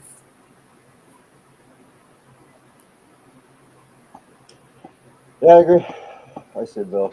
Yeah, I don't have any issue with the approach, with the contact. Like I say, it looked to me like he was compliant right up until that taser went off. And at that point, they've created the situation. Right. They could have both put his hands behind his back, with standing up easy. Just going up to him and saying, "Hey, what's going on? What are you doing?" They ordered him to get on the ground. I mean, what was he supposed to do? He got on the ground, put his hands above his head, and then when they said, "Put your arms behind your back," he was complying. And then the male officer hit him with the taser. Right, and then while he was on his back, he said, "Fuck you, motherfucker," like to the guy while he was tasing him. Mm-hmm. So, I mean, that is pretty deliberate. I say Bill. Bill. Yeah, I'm inclined to say Bill. Like I say, the situation from the point of tasing on was pretty much created by the officers. So I didn't see him presenting a real threat. He was just kind of grabbing and trying to struggle as he's being tased. Yeah, 100% agreed, Bill. Foreman, do we have a decision? I believe so. I say Bill, so I believe it's unanimous. So this verdict is a true bill on this. Send it to a jury trial. And the person shall be prosecuted is the female deputy, correct? Yes. Yes. All right, folks, that's going to be about it for us. We got just a few more minutes. We can kind of talk about this a little bit if you want. I do want to give a shout out to Jason for joining us tonight. Jason, if those of you don't know, you should follow him on X. He's got a good following on X, but he's also the inventor and proprietor of 3D Response. If you don't know what 3D Response is, 3D Response is a school safety system. Quite frankly, somebody's got an open mic. I'm getting a loop back feed here. Maybe Casey, let me start muting these guys. I guess y'all don't have the ability to do it. I got it. Jason's got a school safety system that once installed into a school, it provides a very comprehensive protection for children in the event of a mass casualty situation like a mass shooting. It immediately, within less than a minute, will pull children into safety areas that are not penetrable by bullets. They're held together by magnets on the doors that hold it at 10,000 pounds on a ballistic door. Once children in there, you're not going to get them out. It immediately notifies police. And I'll go back, and I said this before on other shows, go back and listen to these 911 calls, how long they go and how much little information you actually get. And remember, dispatchers are trying to get rocks of information, something that they can tell their officers to look for this, do this, or this is happening, something that's good, not how you feel about it. And like the lady said, well, I told y'all 3 weeks ago, I'm going to sue you now. None of that was needed. In a school shooting situation, seconds matter. We need good guns to get where the bad guns are. Jason's system 100% does that. It's a comprehensive system that covers protection for the event that happens, prevention by he's got a full psychological and psychiatric staff that's there. If any student or any person's identified as someone that could be a threat, they can intervene that way. And God forbid, if a situation did happen, even if you didn't have casualties, you're going to have some psychiatric issues. If an event like that happens at the school, he has the same psychiatric team that comes in and helps out after the fact. So I'm pretty impressed with Jason's system. But Jason, do you want to give it a plug? I'll just say during the show, I got a text from the author of the SHIELD Act that be ready next, I'm reading it, be ready next Wednesday, Thursday, or Friday. The bill, which is our system to become a law for all new buildings, all remodels bigger than 15% in the additions, that this system goes into educational buildings. So it's going to the floor next week for a vote. And I'm told the votes are there bipartisan wise. So hopefully Minnesota comes through and actually defines what keeping our kids safe actually is. So I'm excited for next week. And if it passes, I think it's going to change the whole outlook that we have on how we keep our kids safe when we get off this stupid camera and metal detector bullshit we've been doing for years. So I'm hoping we can finally define what security is. So hopefully next week the bill passes. So this bill passes in the state of Minnesota. That means that any new school built is going to have a system like 3D Response, which, by the way, yours is patent. There's nobody else that has one exactly like yours, but they'll have to have a system that's like yours, put into the school under new construction. And if they do any renovations on the school, more than 15% of the school, in other words, you renovate more than 15% in volume, then they have to implement your system. Is that correct? Yeah, it's basically kind of today's age of a fire code, just a different threat. That's exactly what I was going to say. It's now when schools are built, they have to adhere to whatever the fire code is, and architects and designers, as they put the school together, they build it so that it's compliant with the fire code. So a system like 3D response would be required to be installed in new schools at the beginning phase. Engineers and architects are going to have to design this stuff in. Is that right? Yeah, we can take the educators out who have no idea what they're doing when it comes to keeping their kids safe, and we actually listen to people who know what they're talking about. Are educating them. We've learned they don't know what they're doing there either. I get that. Point is, it'd be interesting to go back to when the fire code, and I wonder if they went through that same process, like, we don't need this. And the law had to say, yeah, you do. You're not listening, so here it is. But anyway, no, I'm excited for next week. I'm praying to God it passes out of my hands. I'm told the votes are there, but who the hell knows in my state? Man, that is excellent news. I know you've been fighting this. I've only been in this little fight with you for less than a year, but you've been doing this for 10 years. You've worked on this response as you picked up the idea, I guess, from a school resource officer and just tactical knowledge. And you've put together, frankly, folks, if you haven't seen this system, go to 3D Response. He's got a great website. Watch just a couple of the videos. It'll suck you in, and pay attention to how comprehensive it is. It covers everything. No matter how someone wants to attack the school, they're not going to be, kids are wearing, or they're in a turtle shell. They'll be able to pull into the turtle shell, and they can wait it out. And if cops want to respond like they did in Uvalde and take 4 hours to deal with the threat, your kids are safe. Gunman's not killing kids with 3D Response. 100% recommended. And if you don't have it in your school, then you should talk to your, send this information to your school board, your state legislators. Let them know that Minnesota is about to adopt this statewide, and every other state should do it as well. 100%. Taking guns away may or may not work. Another law, that hadn't worked either. But this system, 100% will work.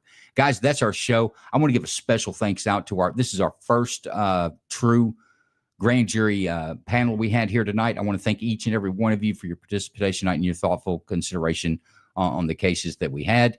Join us next week. We'll be back at it again with another 5 new jurists. By the way, if you want to be a jurist on next week's show, send me a direct message on X. I'll get you set up. We're looking for average folks. You don't have to have any technical knowledge. That's what a grand jury is. It's people that are within the same jurisdiction, just regular folks that make decisions on these type of things. This is the way our system works, the way the Constitution was designed, and it's beautiful. It's something we can celebrate. But once again, if you want to be a member on the jury, just shoot me a DM on X, and I'll get you set up for next week. Thanks, folks. Thanks. Hello. No. And did you ever get any money from Meyer Lansky? I never got money from any of those fellas. None of those None fellas? of those fellas. None of these that I've been reading about, or none that I knew. They never gave me anything. None of the Shetties? No. I don't even speak to it. I mean, I met that Charlie once or twice. I don't even talk. You don't like No. Night Court with Joe LaNew live on X. Also known as Duck Corella. I refuse to answer on the grounds of made intent to You criminal. got any business? I refuse to answer on the grounds of intent to criminal. You have any profession? I refuse to answer on the grounds of made You intent have to any criminal. occupation? I refuse to answer on the grounds of made intent Are to you a criminal. known racketeer? I refuse to answer on the grounds of made